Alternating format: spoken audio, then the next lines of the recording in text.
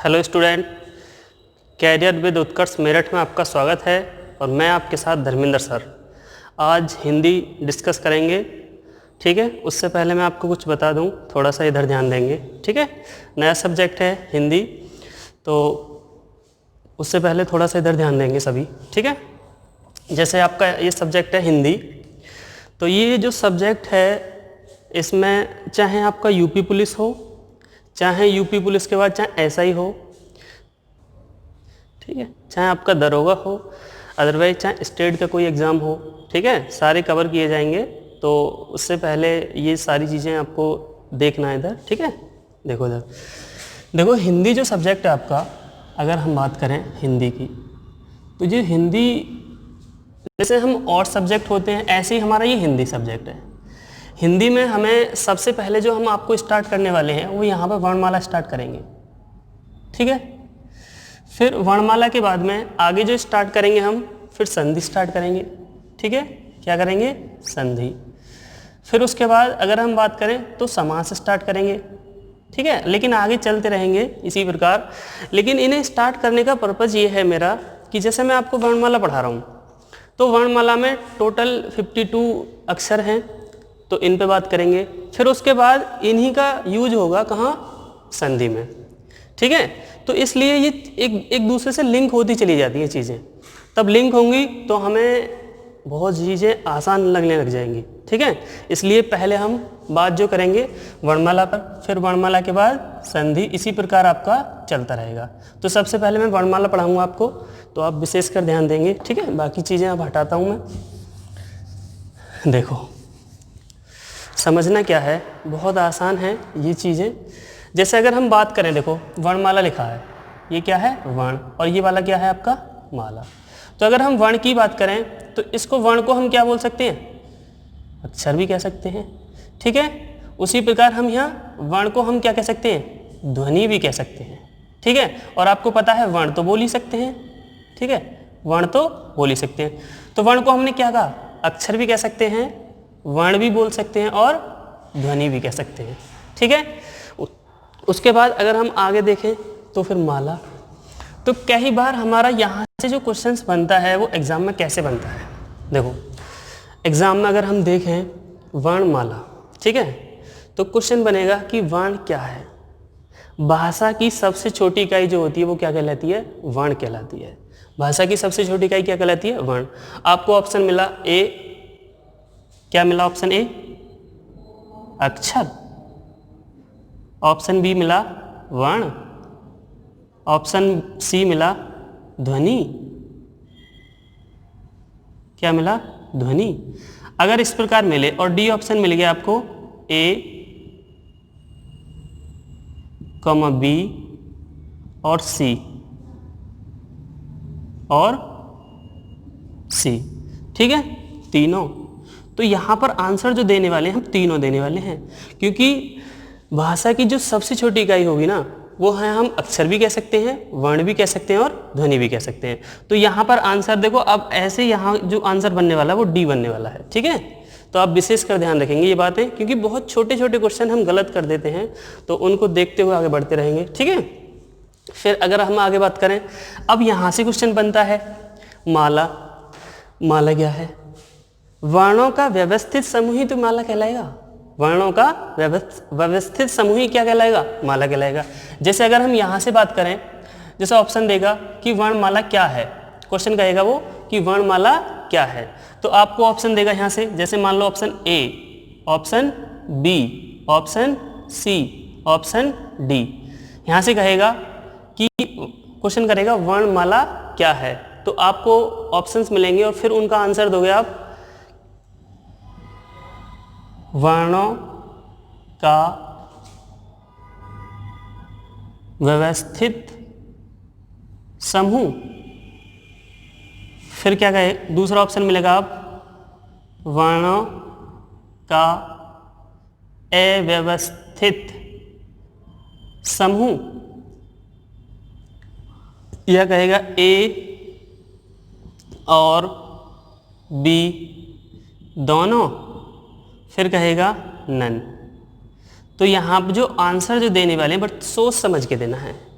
देखो वर्णों का व्यवस्थित समूह क्या कहलाएगा, वर्णमाला कहलाएगा। इसका आंसर ना डी होने वाला है, ना सी होने वाला है, और ना वर्णों का अव्यवस्थित समूह होता है। अरे सीक्वेंस से नहीं लिखा होगा तो वो वर्णमाला नहीं कहलाएगी, ठीक है। इसलिए आंसर आपका बी भी क्या हुआ, गलत। इसका आंसर क्या मिला, ए। तो वर्णों का व्यवस्थित समूह ही क्या कहलाएगा, वर्णमाला। समझ में आ रही बात, बताइए। चलो ठीक है, तो ये तो देखो बेसिक क्वेश्चन थे। इसके बाद आगे बढ़ते हैं हम, ठीक है। देखो हटा रहे हैं ये हम सब, फिर उसके बाद ध्यान देंगे, ठीक है। देखो जैसे अगर हम बात करें, हमने स्टार्ट किया क्या है आपका, वर्णमाला। क्या स्टार्ट किया है, वर्णमाला। तो यहाँ पर अगर हम वर्णमाला की बात करें, इसको दो पार्ट में डिवाइड कर रखा है। कैसे, अगर हम फर्स्ट पार्ट की बात करें तो उसने एक तो स्वर में बांट रखा है, ठीक है। किस में बांट रखा है, स्वर में। लिख दें सही से,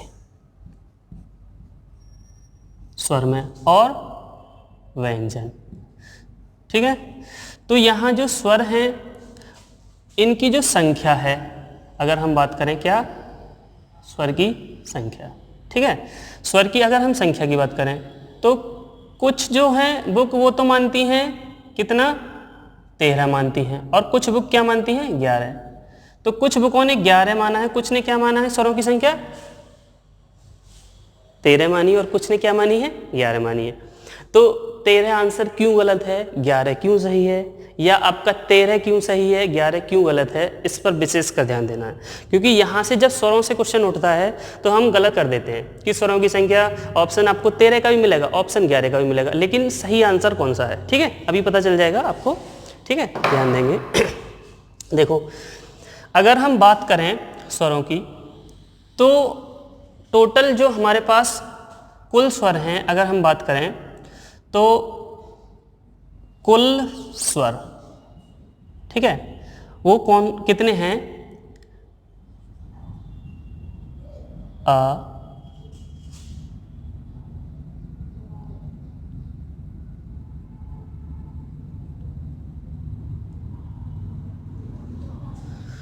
ठीक है, आगे लिखते रहेंगे।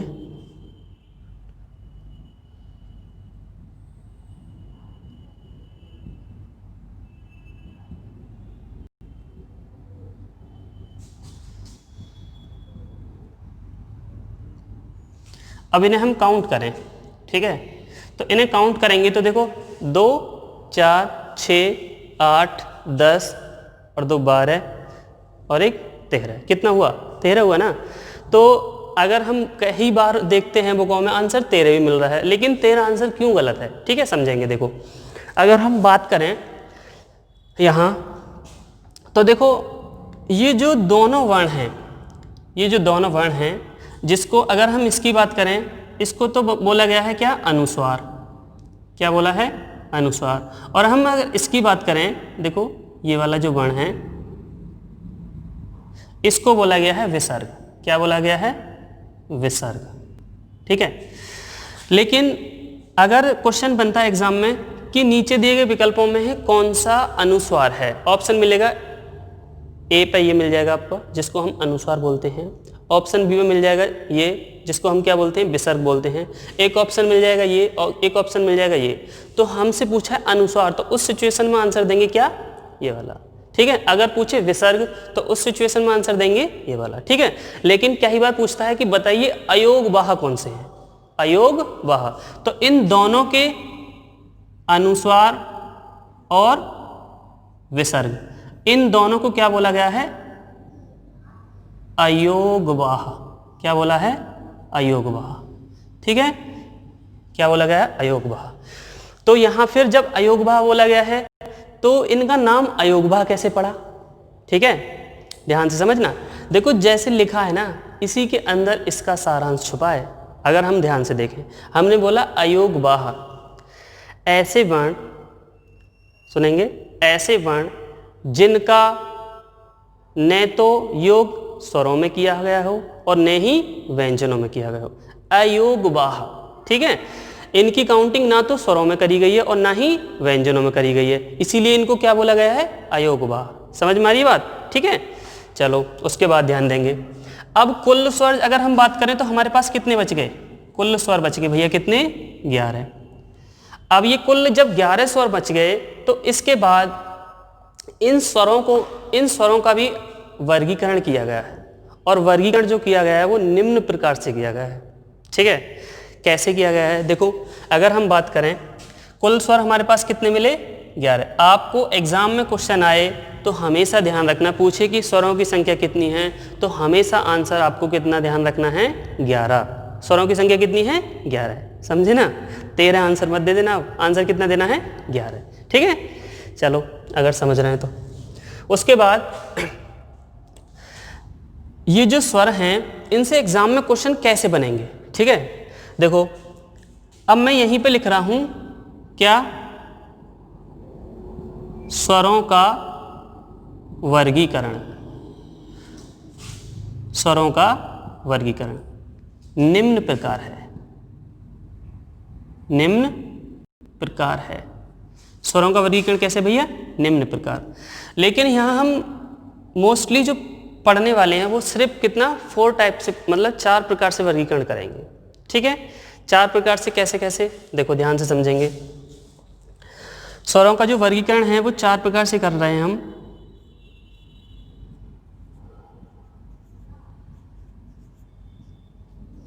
सबसे पहले अगर हम बात करें स्वरों का वर्गीकरण,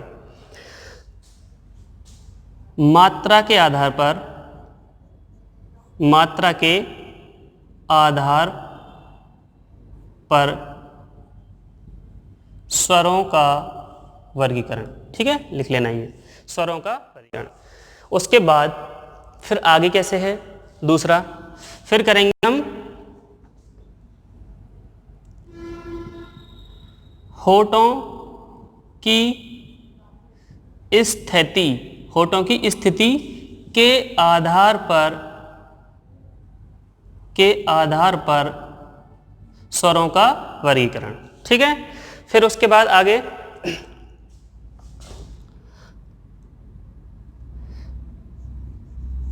लिखो, जीभ की स्थिति, जीभ की स्थिति के आधार पर स्वरों का वर्गीकरण। समझ में आ रही बात। ठीक है, उसके बाद अगर हम बात करें लास्ट एक और टाइप वर्गीकरण एक बार और करेंगे हम, क्या, तंत्रियों, या लिख सकते हो स्वर तंत्रियों के आधार पर, लिखो स्वर तंत्रियों के, स्वर तंत्रियों के आधार पर स्वरों का वर्गीकरण। ठीक है, मोस्टली कितने टाइप से पढ़ने वाले हैं, 4 टाइप से। ठीक है, बहुत आसान हो जाएगा, खासकर हिंदी। ठीक है, हम बार बार बोल रहे हैं आपसे इस बात को, लेकिन बोलने की ज़रूरत नहीं पड़ेगी आप, अगर आपको खुद ही कंटेंट में मज़ा आने लग जाएगा। ठीक है, और देखो भाई हिंदी जो पढ़ेंगे ना वो प्रैक्टिकली पढ़ेंगे। ठीक है, मैं आपसे जो बात करूँगा ना उस पर विशेष कर ध्यान देना है, क्योंकि देखो सभी हिंदी पढ़ाते हैं, ठीक है, और हम भी पढ़ा रहे हैं, लेकिन अलग क्या है वो देखने के बाद पता चलेगा, अभी तो कुछ पता नहीं चल रहा। क्योंकि देखो हिंदी जो सब्जेक्ट है ना, अगर हम उसे रटेंगे तो रटने से बात नहीं बनेगी। ठीक है, आपने पहले ही पढ़ा होगा, अगर पहले पढ़ा है तो भी अच्छी बात है, अगर नहीं पढ़ा है तो भी अच्छी बात है, क्योंकि अगर आप पढ़ रहे हैं तो सीख जाएंगे। ठीक है, जो हिंदी है ना इस पर प्रैक्टिकली जो मैं करवाऊँ वो आपको करते रहना है, क्योंकि हिंदी जो सब्जेक्ट है ना वो बहुत आसान तब लगेगा आप जो आप प्रैक्टिकली मेरे साथ करते रहेंगे। ठीक है, देखो ध्यान दो, अगर हम बात करें यहाँ स्वरों का वर्गीकरण निम्न प्रकार से लिखा है, तो लेकिन मैंने बताया कि हम कितने प्रकार से पढ़ने वाले हैं, सिर्फ 4 प्रकार से। ठीक है, जैसे मात्रा के आधार पर अगर हम बात करें, मात्रा के आधार पर स्वरों का वर्गीकरण, ठीक है, कितनी प्रकार से किया गया है, देखो यहाँ पे जो वर्गीकरण किया गया है वो 3 प्रकार से किया गया, 1 2 3, 3 प्रकार से कैसे कैसे किया गया है मैं समझाऊंगा। ठीक है, उसके बाद में अगर हम बात करें क्या, होठों की स्थिति के आधार पर अगर हम स्वरों का वर्गीकरण करें तो सिर्फ 2 प्रकार से किया गया है। ठीक है, होठों की स्थिति कितनी प्रकार से, सिर्फ 2 प्रकार से। लेकिन अगर हम बात करें स्वर तंत्रियों के आधार पर स्वरों का वर्गीकरण, वो हमें यहाँ 5 प्रकार से पढ़ना है। कैसे, वो हम अभी बात करेंगे आपसे। स्वर तंत्रियों के आधार पर जो वर्गीकरण करना है वो 5 प्रकार से पढ़ना है, ठीक है। उसके बाद एक है आपका जीभ की स्थिति के आधार पर स्वरों का वर्गीकरण। तो जीभ की जो स्थिति के आधार पर स्वरों का वर्गीकरण पढ़ेंगे वो पढ़ेंगे आप 3 प्रकार से। कैसे, 3 प्रकार से। तो ये ध्यान रखेंगे। देखो हम दोबारा से एक बार रिपीट कर रहे हैं, मात्रा के आधार पर स्वरों का वर्गीकरण 3 प्रकार से करना है, ठीक है। उसके बाद अगर हम आगे बात करें, होठों की स्थिति के आधार पर स्वरों का वर्गीकरण 2 प्रकार से पढ़ना है। अगर हम बात करें जीभ की स्थिति के आधार पर स्वरों का वर्गीकरण 3 प्रकार से पढ़ना है। और फिर बात करें हम स्वर तंत्रियों के आधार पर स्वरों का वर्गीकरण, वो 5 प्रकार से पढ़ना है। कैसे पढ़ना है, 5 प्रकार से। अब देखो ये हिंदी तो है आसान, लेकिन इस पे मैं सारी चीज़ें मेंशन नहीं करूँगा, ठीक है। कुछ चीज़ें मैं जो बोलूँगा ना, आप अपनी कॉपी और पेन लेकर बैठेंगे, ठीक है। क्योंकि जो हिंदी सब्जेक्ट है ना, इस पर अगर हम बोर्ड पे ज़्यादा चीज़ें लिखेंगे तो वो इधर उधर सारा सब कुछ बिगड़ जाएगा, ठीक है। इसलिए देखो अब जैसे मैंने मात्रा के आधार पे पढ़ाऊंगा तो आप थोड़ा सा नोट करते रहेंगे। अगर नोट करेंगे तो सिलेबस भी जल्दी बढ़ेगा और आसान भी लगेंगे। तो सबसे पहले स्वरों का वर्गीकरण पढ़ रहे हैं हम, और स्वरों के वर्गीकरण में हम पढ़ेंगे मात्रा के आधार पर स्वरों का वर्गीकरण, ठीक है। तो इसमें सबसे पहले जो हम पढ़ने वाले हैं, सबसे पहले मात्रा के आधार पर स्वरों का वर्गीकरण पढ़ेंगे, ठीक है। तो आप सबसे पहले यहाँ पे ध्यान देंगे, ठीक है। जब हम मात्रा के आधार पर स्वरों का वर्गीकरण पढ़ रहे हैं, ठीक है, अभी बस देखते रहना है, लिखना कुछ नहीं है। कैसे, मात्रा के आधार पर स्वरों का वर्गीकरण। तो कैसे कैसे किया गया, मैंने लिखा था कितनी प्रकार से हुआ है, 3 प्रकार से। तो यहाँ लिख रहा हूँ 1 2 3। 1 आपका ये होगा, 2 ये होगा, और 3 क्या होगा। सबसे पहले अगर हम बात करें मात्रा के आधार पर, उसने कहा है ह्रस्व स्वर। क्या बोला है, ह्रस्व स्वर। और देखो भाई, ह्रस्व स्वर को एक और नाम दे रखा है, कई बुकों में मिलता है, मूल स्वर। क्या कहा है, ह्रस्व स्वर को मूल स्वर भी बोल रखा है। क्या बोल रखा है, मूल स्वर, ठीक है। ह्रस्व स्वर या मूल स्वर कहे तो तब आपको लिखना है यहाँ ए, ई, उ और ऋषि। जो ह्रस्व स्वर माने गए हैं वो कितने माने गए हैं, 4। कितने माने गए हैं, 4। जिनमें ह्रस्व स्वर में क्या है हमारा, ए है, ई है, उ है और ऋषि है। उसके बाद आगे आते हैं हम, सेकंड नंबर क्या है आपका, दीर्घ स्वर। क्या है भैया, दीर्घ स्वर, ठीक है। अब दीर्घ स्वर कितने हैं, देखो मैंने अभी आपको बताया था कुल स्वरों की संख्या कितनी है, 11 है, जिसमें से ह्रस्व स्वर कितने हो गए, 4। तो बच कितने गए, 7। इसका आंसर खुद ही मिल जाएगा। तो बाकी जो बचे हैं, देखो यहाँ ए आ गया तो क्या बचा, आ बचा। उसके बाद में यहाँ छोटा ई आ गया तो बड़ा ई, फिर उसके बाद में छोटा ऊ आ गया तो बड़ा ऊ। कहने का मतलब है बाकी सारे होंगे ए, आ, ई, उ। उसके बाद में ऋषि आ गया ही है। फिर आपका लेंगे आप ए, ओ और ओ, ठीक है। ये ध्यान रखेंगे। देखो 2 4 6 और कितना हो गया, 7। तो कई बार एग्जाम में क्वेश्चन बनता है कि ह्रस्व स्वर की संख्या कितनी है, 4 है। कई बार एग्जाम में क्वेश्चन बनता है कि दीर्घ स्वर की संख्या कितनी है, तो वो भैया कितनी मानी गई है, 7 मानी गई है। कितनी मानी गई है, 7, ठीक है। ये आप विशेष कर ध्यान रखेंगे। उसके बाद अब यहाँ से जो निकल के आता है कि जी इन्हें ऐसे बोला कैसे है, ह्रस्व स्वर 4 माने हैं तो इनको ह्रस्व स्वर क्यों कहा है, दीर्घ स्वर क्यों कहा गया है। देखो ह्रस्व स्वर, दीर्घ स्वर, इससे पहले एक और है उसे और लिख लो, ठीक है। फिर इनकी डेफिनेशन क्लियर करवाएंगे हम। एक होता है पिलुत स्वर। क्या होता है, पिलुत स्वर, ठीक है। इसके लिए हमने क्या है, या तो हम बोलते हैं जैसे ओम लिखा होता है ना, क्या बोलता है, ओम, ठीक है। और भी शब्द हैं लेकिन मैं डेफिनेशन में भी क्लियर करवाऊंगा आपको। यहाँ पे जितना मैं लिख रहा हूँ ना, आप इतना लिखते रहें, बाकी जो मैं बोलने वाला हूँ उस पर विशेषकर ध्यान रखेंगे। देखो जैसे मैंने क्या बोला, ह्रस्व स्वर, हम किसके आधार पर पढ़ रहे हैं, मात्रा के आधार पर स्वरों का वर्गीकरण। तो हम बात क्या करेंगे, देखो ह्रस्व स्वर जो होते हैं उनकी जो मात्रा मानी गई है वो कितनी मानी गई है, 1। कितनी मानी गई है, 1। तो यहाँ पर अगर हम बात करें, आपसे पूछा जाए कि ह्रस्व स्वर क्या होते हैं, तो आप आंसर देंगे कि जिन स्वरों की मात्रा 1 होती है उनको क्या कहा गया है, ह्रस्व स्वर कहा गया है। दोबारा से सुन लो, जिन स्वरों की मात्रा या जिन वर्णों को बोलते समय 1 मात्रा का समय लगे, जिन वर्णों को बोलते समय किसका एक मात्रा का समय लगे उनको क्या कहा गया है, ह्रस्व स्वर। लिखा ना इतना, चलो अच्छी बात है। फिर उसके बाद आगे आते हैं हम क्या, दीर्घ स्वर। दीर्घ स्वर, दीर्घ का मतलब होता है बड़ा और ह्रस्व का मतलब होता है छोटा, ठीक है।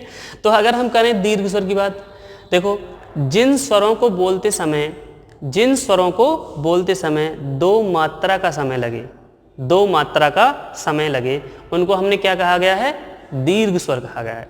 देखो अब ये जो मात्रा वात्रा है ना, ये सारी क्लियर कर देता मैं, लेकिन यहाँ नहीं करूँगा, ठीक है। वो मात्रा जो करेंगे ना हम कि देखो इसकी मात्रा एक क्यों है, इसकी दो क्यों है, वहाँ जो ह्रस्व स्वर में मात्रा कितनी मानी है, एक, और यहाँ दीर्घ स्वर में कितनी मात्रा बता रहा हूँ मैं, दो। लेकिन ये बात संधि में क्लियर होगी और अच्छे से कर दो, हम यहाँ भी सकते हैं, लेकिन अभी हम वर्णमाला पढ़ रहे हैं तो सिर्फ वर्णमाला से ही रिलेटिव चीज़ें थोड़ा सा देखेंगे, ठीक है। तो ह्रस्व स्वर की जो मात्रा होती है वो कितनी होती है, एक होती है, और दीर्घ स्वर की जो मात्रा होती है वो कितनी होती है, दो।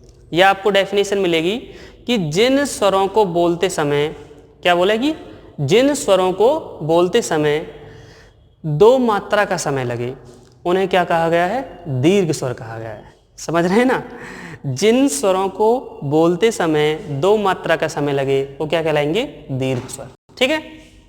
चलो उसके बाद आगे ध्यान देंगे। देखो एक होती है प्लुत स्वर। प्लुत स्वर क्या है, या तो ये कह सकते हैं कि प्लुत स्वर को बोलते समय तीन मात्रा का समय लगे, या ऐसे बोल सकता है ऐसे कौन से स्वर हैं जिनको बोलते समय तीन मात्रा का समय लगे, तो वो क्या कहलाएंगे आपके प्लुत स्वर। या आपसे क्या कहेगा कि देखो ह्रस्व स्वर से तिगुना समय लगे और दीर्घ स्वर से दोगुना समय लगे, उन स्वरों को भी क्या कहते हैं, प्लुत स्वर कहते हैं। डेफिनेशन क्या ही हो सकती हैं, लेकिन आप सिर्फ इतना ध्यान रखेंगे, इसकी मात्रा एक होती है, इसकी मात्रा दो होती है, और इसकी मात्रा कितनी होती है, तीन। कितनी होती है, तीन, ठीक है। लेकिन देखो ये जो होता है ना प्लुत स्वर, इसको पुकारने के लिए भी, जैसे किसी को बुलाना है, ठीक है, किसी को हमें पुकारना है, जैसे हम बोलते हैं हे राम, वह मर गया, हे राम वह गिर गया, ठीक है। कई बार कीच में गिर जाते हैं तो बोलते हैं ना हे राम वो गिर गया, ठीक है। तो यहाँ पर जो है वो इन सभी से ज़्यादा समय लगता है, इसलिए हम बोलते हैं कि प्लुत स्वर में कितनी मात्रा का समय लगता है, तीन मात्रा का।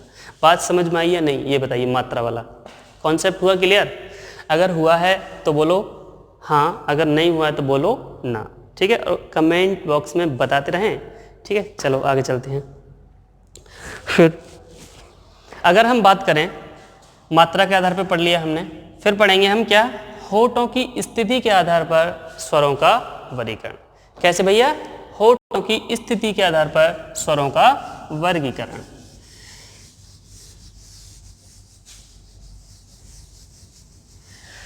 अब आप कहेंगे जी व्यंजन क्यों नहीं बता रहे आप? व्यंजन इसके बाद डिस्कस करेंगे अच्छे से, ठीक है। देखो होठों की स्थिति के आधार पर स्वरों का वर्गीकरण हम यहाँ लिख रहे हैं, कैसे?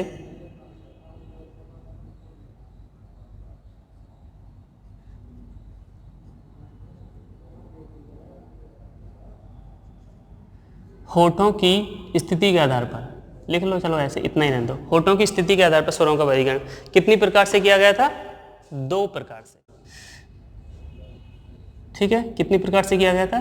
दो प्रकार से, एक और एक दो। कैसे? देखो एक तो होता है आपका, जब हम होठों की स्थिति के आधार पर पढ़ते हैं, एक तो होता है व्रतमुखी और एक होता है अव्रतमुखी, ठीक है। तो यहां पर अगर हम बात करें, एक तो होता है व्रतमुखी और एक होता है अव्रतमुखी। क्या होता है? अव्रतमुखी, ठीक है भैया। अब ये जो व्रतमुखी हैं और ये अव्रतमुखी हैं, इसमें कौन कौन से स्वर हैं, ठीक है, ये मैं आपको लिख रहा हूं, आप भी लिखेंगे, ठीक है, ध्यान देंगे इस पर।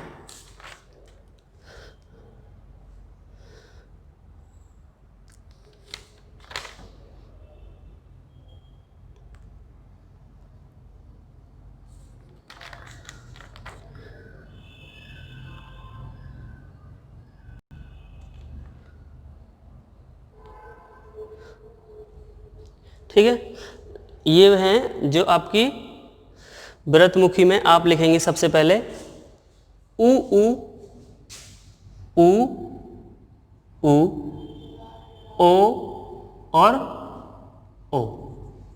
ठीक है भैया, व्रतमुखी में क्या है, उ उ और ओ। ठीक है, उसके बाद में लिखेंगे आप अव्रतमुखी में, अव्रतमुखी में लिखेंगे आप ए आ ई ए आ ई। ठीक है भैया, ए आ ई। उसके बाद में लिखेंगे आप ए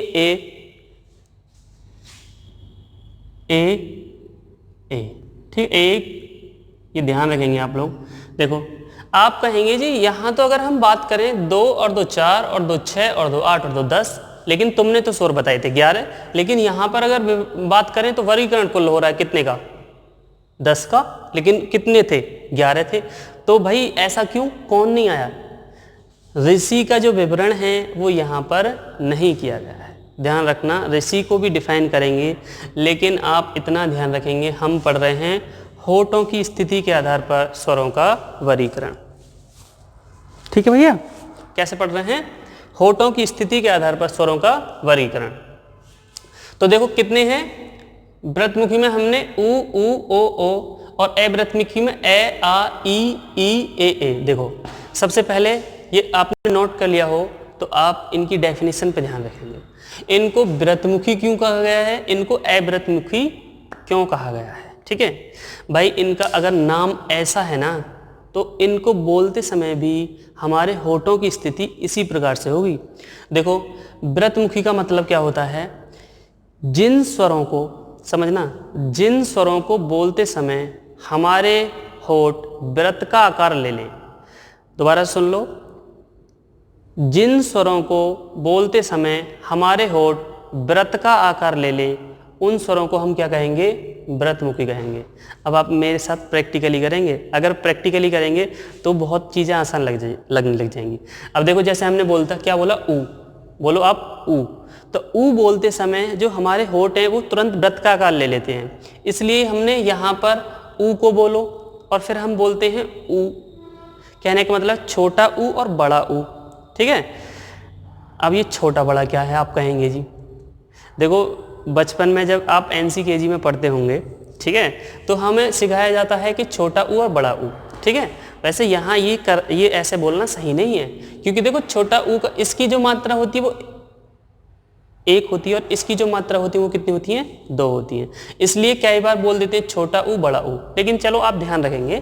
ठीक है, ऊ को बोलते समय हमारे होठ व्रत का आकार ले लेते हैं, इसी प्रकार इन वर्णों को भी बोलते समय, जैसे हमने बोला ओ और फिर हमने बोला ओ, तो हमारे होठ तुरंत व्रत का आकार ले लेते हैं, इसीलिए हमने इन वर्णों को या इन स्वरों को क्या कहा गया, व्रतमुखी। देखो क्वेश्चन कैसे बनेगा, नीचे दिए गए विकल्पों में से कौन सा व्रतमुखी नहीं है, 3 दे देगा और उसके बाद में एक और दे देगा। तो आपको ध्यान रखना है, व्रतमुखी ये 4 वर्ण हैं, बाकी कोई दूसरा डालेगा तो वो कैसा कहलाएगा, अव्रतमुखी, वही आंसर हो जाएगा। ठीक है, अब देखो फिर हम अगर यहाँ की बात करें, होठों की स्थिति 2 प्रकार थे ना, अव्रतमुखी। अव्रतमुखी में जो स्वरों की संख्या है वो ये लिखी हुई है ना, ठीक है, यहाँ पर काउंटिंग कभी नहीं पूछता है। ठीक है, आप भी याद नहीं करेंगे, आप बस इतना ध्यान रखो अव्रतमुखी कौन कौन से वर्ण हैं या कौन कौन से स्वर हैं। तो ये वाले सारे अव्रतमुखी हैं, इनका नाम अव्रतमुखी क्यों पड़ा, ठीक है, समझेंगे। देखो जिन स्वरों को बोलते समय हमारे होठों की स्थिति व्रत का आकार नहीं लेती है या हमारे होठों की स्थिति व्रत का आकार नहीं बनता है, उन स्वरों को हमने अव्रतमुखी कहा गया है। क्या बोला है, अव्रतमुखी। ठीक है, तो ये वाले जो हैं, अगर हमने बोला ए तो हमारे होठ जो हैं वो गोल ना होते, एकदम चपटे से हो जाते हैं, ए, ठीक है, पूरा मुंह खुल जाता है। इसी प्रकार आ बोलते हैं, ई बोलते हैं, ई बोलते हैं। तो यहाँ पर इन वर्णों को बोलते समय हमारे जो होठ हैं वो गोलाकार नहीं होते हैं, इसलिए हमने इन्हें कहाँ डाला है, अव्रतमुखी। बात आई समझ में, चलो अच्छी बात है। फिर उसके बाद अगर हम आगे बात करें तो जीभ की स्थिति के आधार पर स्वरों का वर्गीकरण वो कितने प्रकार से किया गया है, 3 प्रकार से। ठीक है, वो भी समझेंगे भाई, आप आगे चलते हैं हम। ठीक है, थोड़ा सा ध्यान देंगे इस पे भी।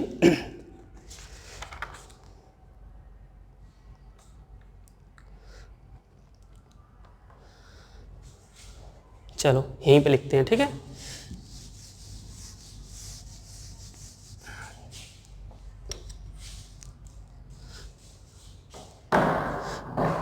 देखो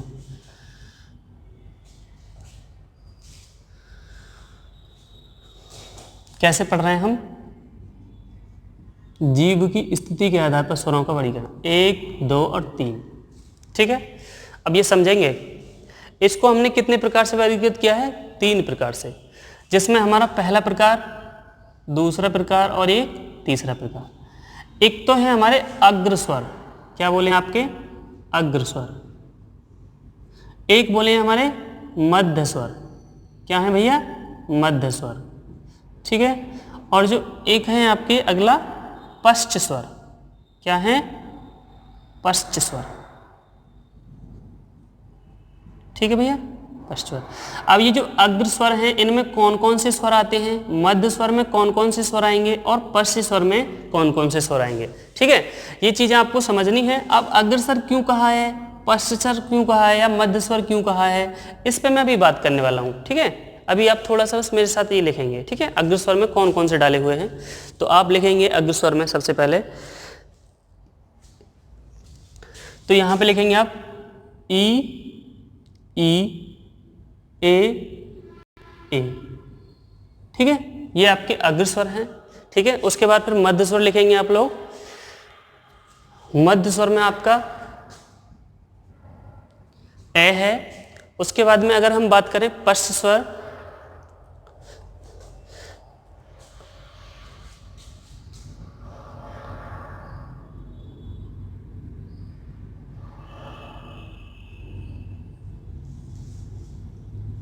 ये क्या है आपके पश्च स्वर।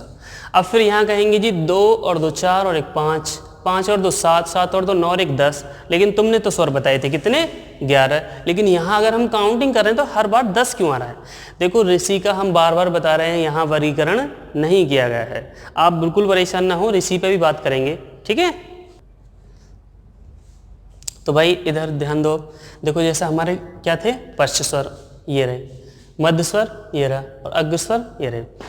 तो अब जो बात बनती है वो ये बनती है, इन्हें अग्र स्वर क्यों कहा गया, फिर है कि इनको मध्य स्वर ए को क्यों कहा गया, उसके बाद में पश्च स्वर इनको क्यों कहा गया, ठीक है। तो ध्यान देंगे, देखो सबसे पहले हमारी जो जीभ होती है, मान लो ये हमारी जीभ है, ठीक है, ये हमारी जीभ है, ठीक है। और अगर हम जीभ को 3 पार्ट में डिवाइड करें तो ये हमारा अगला भाग हो जाएगा, ये हमारा मध्य भाग हो जाएगा और ये हमारा पश्च भाग हो जाएगा, ठीक है। अब देखो ये जो अगला भाग है इसको ही तो हमने अग्र कहा, और ये जो ये वाला जो भाग है इसको हमने क्या कहा, मध्य कहा, और इसको हमने क्या कहा, पश्च कहा, ठीक है। तो ध्यान से सुनेंगे भाई, जो मैं डेफिनेशन बोल रहा हूं, जिन वर्णों को या कह सकती है जिन स्वरों को बोलते समय हमारी जीभ का अगला भाग काम करेगा तो वो स्वर क्या कहलाएंगे, अग्र स्वर कहलाएंगे। क्या कहलाएंगे, अग्र स्वर। जैसे अब कहेंगे जी पता कैसे चलेगा, पता चलेगा भाई मेरे साथ आप प्रैक्टिकली करेंगे ना तो सारी चीज़ें आसान हो जाएंगी। कैसे, जैसे मैं बोल रहा हूँ, बोलो आप ई, फिर बोलेंगे हम ई, फिर हम बोलेंगे ए, फिर हम बोलेंगे ए, लेकिन पता कैसे चला, देखो दोबारा सुनेंगे, जिन वर्णों को बोलते समय हमारी जीभ का अगला भाग काम करे, लेकिन जो हमारी जीभ की आगे वाली नोक है वो नीचे वाले दांतों के मसूड़ों को स्पर्श करेगी, तो हम उन वर्णों को क्या कहेंगे, अग्र स्वर कहेंगे। जैसे बोलते हैं हम, क्या बोलते हैं, ई, तो हमारी जीभ की जो आगे वाली नोक है वो नीचे वाले दांतों के मसूड़ों को स्पर्श करती है, ठीक है। तो तब हम उन स्वरों को हम क्या बोलेंगे, अग्र स्वर कहेंगे। आप कोई भी वर्ण देखो, ऊपर हमारी जो जीभ है उन्हें ऊपर वाले दांतों पे लगाओ, ठीक है, और लगा के एक बार बोलने की कोशिश करो, आप नहीं बोल सकते, नहीं बोल सकते तो फिर हम उन्हें अग्र स्वर भी नहीं कहेंगे, क्योंकि इन सभी को बोलते समय हमारी जीभ की आगे वाली नोक नीचे वाले दांतों के मसूड़ों को स्पर्श करती है, इसलिए हमने इन्हें कहा अग्र स्वर। ऐसे ही जैसे हम ये मध्य स्वर में हमने क्या डाला है, ए डाला है, हम बोलते हैं ए, तो हमारी जीभ के जो मध्य भाग है वो एकदम बीच में से उठता है और उठने के बाद में तुरंत नीचे को आप थोड़ा सा इमेजिन करेंगे, ये चीज़ें ज़्यादा अंतर नहीं होता है। जैसे हम बोले ए, तो हमारी जीभ का बीच वाला भाग है वो एकदम थोड़ा सा ऊपर को उठ के तुरंत नीचे चला जाता है, इसीलिए हमने क्या कहा, मध्य स्वर। उसके बाद हम बात करें पश्च स्वर। देखो दोबारा से सुन लो पश्च स्वर में। अब जिन वर्णों को बोलते समय हमारी जीभ का पिछला भाग या कह सकते हैं पश्च भाग काम करेगा, तो हम उन स्वरों को क्या कहेंगे, पश्च स्वर। जैसे हम बोलते हैं ए, तो हमारी जो ध्वनि है वो कंठ से निकलती है, ठीक है। हम बोलते हैं ऊ, तो हमारी जो ध्वनि की मतलब कह सकते हैं हवा वो कंठ से निकलती है। इसीलिए इन सारे वर्णों को बोलते समय हमारी जीभ का पश्च भाग काम करता है, तभी हमने इन्हें क्या कहा है, पश्च कहा गया। ठीक है भाई, समझ में आया। अब देखो यहाँ पे ये स्वर तंत्रियों के आधार पर जो वर्गीकरण है, इसे अगली क्लास में बात करते हैं, ठीक है। और ये जो आपकी हिंदी की क्लास है ये कंटिन्यू रहेगी, ठीक है। और विशेषकर ध्यान रखेंगे, आपका जो चैनल है career with Utkarsh Meerut, like share and subscribe ज़रूर करें, और जो भी प्रॉब्लम हो उस कमेंट में बताएं, ठीक है। Thank you, bye.